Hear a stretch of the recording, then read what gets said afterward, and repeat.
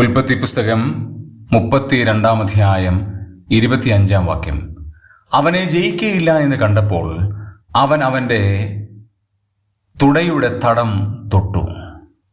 ഉപായത്തിൻ്റെ ഉപജ്ഞാതാവ് എന്ന് വേണമെങ്കിൽ യാക്കോബിനെ ഉപമിക്കാം. ജ്യേഷ്ഠനെ കബളിപ്പിച്ചു, പിതാവിനെ പറ്റിച്ചു, അമ്മായിയപ്പനെ കബളിപ്പിച്ചു, തന്നോട് ഇടപഴകിയവരെയൊക്കെയും താൻ കബളിപ്പിക്കലൂടെ പരാജയപ്പെടുത്തി. ദൈവത്തെയും ഒരു നിലയിൽ കബളിപ്പിക്കുവാൻ യാബോക്കിൻ്റെ കടവിങ്കൽ ഏകനായി കഴിയുന്ന സമയമാണ്. ദൈവത്തെ കബളിപ്പിക്കാൻ വന്നവനെ ദൈവം അടിച്ചില്ല, വഴക്ക് പറഞ്ഞില്ല, ശിക്ഷാവിധി വിധിച്ചില്ല, ന്യായവിധി നൽകിയില്ല.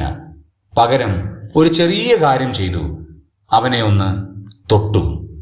ആ തൊടൽ യാക്കോബിൻ്റെ ജീവിതത്തെ മാറ്റിമറിച്ചു. യാക്കോബിൻ്റെ ജീവിതത്തിൽ സമൂലമായ ഒരു മാറ്റത്തിലേക്ക് വന്നു. മറ്റുള്ളവരെ ആശ്രയിക്കുവാനുള്ള ഒരു പാഠം അവൻ പഠിച്ചു. തന്നെ ഒന്നും സാധ്യമാകുകയില്ല എന്നുള്ള പാഠവും അവൻ പഠിച്ചു. ദൈവത്താൽ അല്ലാതെ മറ്റൊന്നും സാധ്യമാകുകയില്ല എന്നും ആ തൊഴിലിലൂടെ അവന് മനസ്സിലായി.